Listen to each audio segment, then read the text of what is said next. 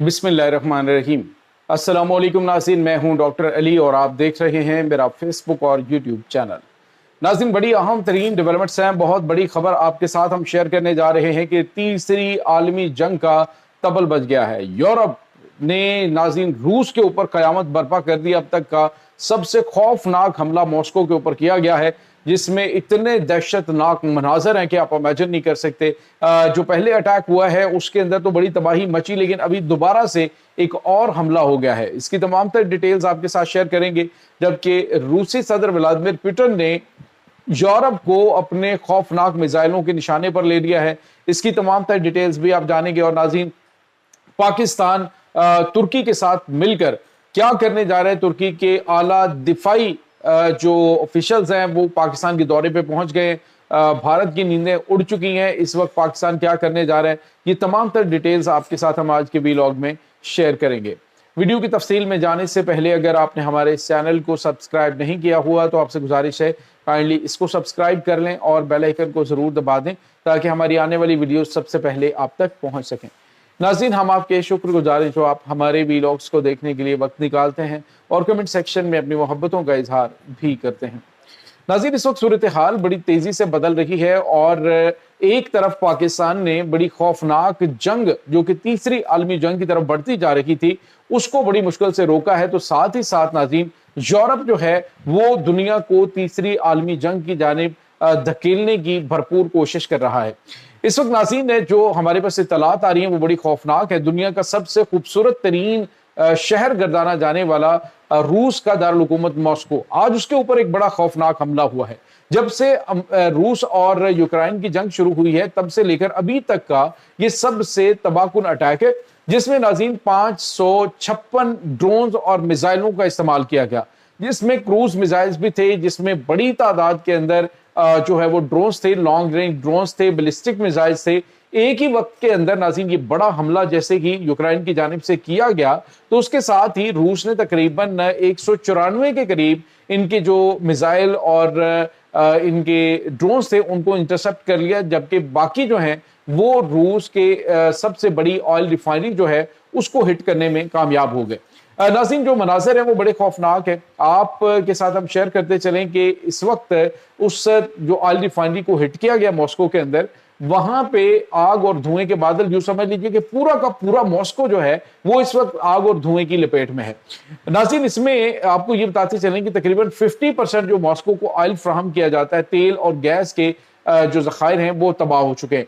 इस वक्त जो इत्तलात आ रही हैं वो ये है कि जो रूस है उसके मॉस्को का जो तमाम तर एरिया है उसको और दीगर एरियाज को फ्राहम की जाने वाली जो 50% डीजल है उसकी फ्राहमी बंद कर दी गई है, और साथ ही साथ पेट्रोल की फ्राहमी जो है वो भी फौरी तौर पे बंद कर दी गई। तेल और गैस के तमाम तर ज़खायर को शट डाउन कर दिया गया है। नाज़रीन, अभी ये अटैक जो है इस की पहली आग थमी नहीं थी कि यूक्रेन की जानिब से एक और हमला किया गया है। सवाल ये पैदा होता है नाज़रीन, क्या रूस का दिफाई निज़ाम जो है वो कोलैप्स कर चुका है? आप अंदाजा लगाइए कि तकरीबन 194 जो फॉरेन ऑब्जेक्ट्स हैं उनको इंटरसेप्ट करने के बाद बाकी जो सिस्टम्स हैं या बाकी जो हमलावर ऑब्जेक्ट्स हैं उनको रोकने में रूसी दिफाई निज़ाम जो है वो नाकाम क्यों रहा?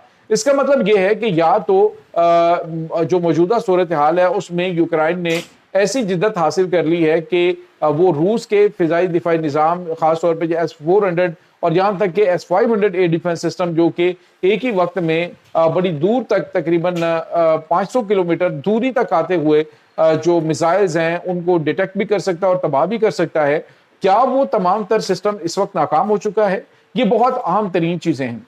नाज़रीन, यहाँ पे आपको ये बताते चलें कि इस वक्त जो सूरत हाल सामने आ रही है वो खासी खौफनाक है, जिसके बाद जो यूरोप है वो यूं लग रहा है कि खुदकुशी के परवाने पे दस्तखत कर चुके हैं।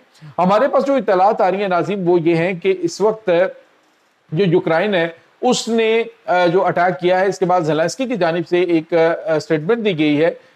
जो यूक्रेनी प्रेसिडेंट है उन्होंने कहा है कि हम जो है वो बातचीत करना चाह रहे थे, क्योंकि कुछ दिन पहले इन्होंने एक स्टेटमेंट दी थी जिसमें उन्होंने कहा था कि हम जो है वो जंग आए, पुतिन से कहा था आए बैठते हैं और बातचीत करके तो जंग को खत्म करते हैं, लेकिन रूस की जानिब से कोई रिस्पॉन्स नहीं दिया गया। अब ज़ेलेंस्की ने कहा कि अगर यूक्रेन जलेगा तो जलेगा रूस भी। تو اس پوری کی پوری جنگ کو ناظرین جو فیول فراہم کیا جا رہا ہے وہ اب امریکہ کی بجائے یورپ کی جانب سے دیا جا رہا ہے۔ یورپ کے اپنے حالات بڑے جو ہے وہ دگرگوں ہو چکے ہیں، حالات ان کے بہت زیادہ خراب ہیں، خاص طور پہ جتنے بھی یورپین کنٹریز کے اندر لوگ ہیں پاکستان کے، وہ بھی بتاتے ہیں کہ وہاں پہ اس وقت جو معاشی صورتحال ہے وہ بہت زیادہ ڈسٹرب ہو چکی ہے۔ ایسے میں ایک بڑی اور خوفناک جنگ کی صورت میں معاملات یورپ کو کہاں پہ لے کے جائیں گے یہ آپ سوچ نہیں سکتے۔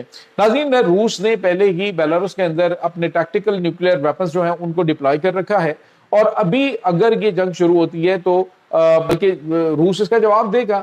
یوکرائن کے ساتھ ساتھ ناظرین پولینڈ کے اوپر بھی اٹیک ہو چکے ہیں، اور ابھی آنے والے دنوں کے اندر دیگر ممالک کے اوپر بھی حملے کرنے کی مکمل طور پہ جو ہے وہ احکامات دے دیے گئے ہیں۔ ناظرین، روس کے خوفناک خاص طور پہ ارشنک میزائلز جو ہیں یہ یورپ کو بڑی تباہی سے دوچار کر سکتے ہیں، ایسے وقت میں کہ جب امریکہ یورپ کو سبق سکھانے کی بات کر رہا ہے، وہ اپنی فوج اور اپنے جو فضائی دفاعی نظام ہے وہ وہاں سے ہٹانے کے لیے احکامات جاری کر چکا ہے، تو ایسے میں روس کے لیے یہ یورپ جو ہے وہ ایک ترنوالا ثابت ہو سکتا ہے۔ اس کے بعد ناظرین جو بڑی اور اہم خبر آپ کے ساتھ ہم شیئر کرنے جا رہے ہیں وہ خبر ہے پاکستان اور ترکی کے تعلقات کے حوالے سے۔ ناظرین، یہاں پہ آپ کو یہ بتاتے چلیں کہ ایک تو پاکستان کے اس وقت جو معاملات چل رہے ہیں اس میں بڑی اور اہم ترین پیش رفت یہ ہوئی ہے کہ ناظرین اس نے خاص طور پہ چائنا نے پاکستان سے رابطہ کر کے تو پاکستان کی جنگ بند کروانے کی کوششیں ہیں ان کو سراہا ہے، اور آئندہ بھی پاکستان کا ہر محاذ کے اوپر ساتھ دینے کا اعلان کیا ہے۔ دوسری طرف ناظرین ترکی کے ہائی آفیشلز پاکستان پہنچے ہیں۔ ابھی ریسنٹلی پاکستان نے ایک جو اسٹیلتھ جو آبدوز ہے وہ حاصل کی ہے، اور اس کے بعد اب جو ہے وہ ملزم کلاس ایک نئی جو پاکستان حاصل کرنے جا رہے ہیں، یہ ترکی کے ساتھ اہم ترین معاہدہ ہو گیا۔ دفاعی ساز و سامان کے حوالے سے کچھ بڑی پیش رفت ہوئی ہے، لیکن اس کے ساتھ ہی ناظرین جو سب سے اہم چیز ہے کہ دونوں ممالک کے درمیان انٹیلیجنس اور اس کے بعد دفاع کے حوالے سے بڑے بڑے معاہدوں کے اوپر دستخط ہونے جا رہے ہیں، جس میں آنے والے دنوں کے اندر پاکستان نیوی کو جدید ترین آبدوزیں مزید فراہم کر دی جائیں گی، اور جو طاقت کا توازن سمندر کے اندر بھارت نے بدلا تھا اب وہ طاقت کا توازن جو ہے وہ برابر ہو رہا ہے۔ ناظرین، یہاں پہ آپ کو یہ بتاتے چلیں کہ اس وقت پاکستان نے جدید ترین میزائل جو ہیں وہ سمندروں کی حفاظت کے لیے ڈپلائی کر رکھے ہیں، اور آنے والے دنوں کے اندر مزید چیزیں جو ہیں وہ بہتری کی جانب گامزن ہیں۔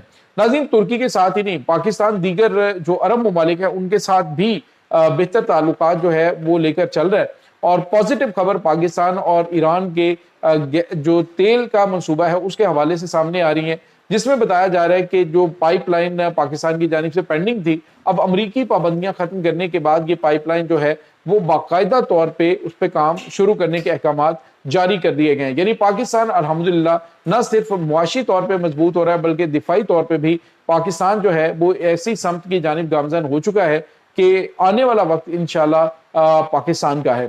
یہ ناظرین اس وقت تازہ ترین اپڈیٹس ہیں اس تمام صورتحال کے بارے میں۔ آپ کا کیا کہنا ہے کمنٹ سیکشن میں اپنے خیالات کا اظہار ضرور کیجیے گا۔ انشاءاللہ بہت جلد ملتے ہیں ایک نئی ویڈیو میں، تب تک کے لیے اپنا بہت سارا خیال رکھیے گا۔ اللہ حافظ۔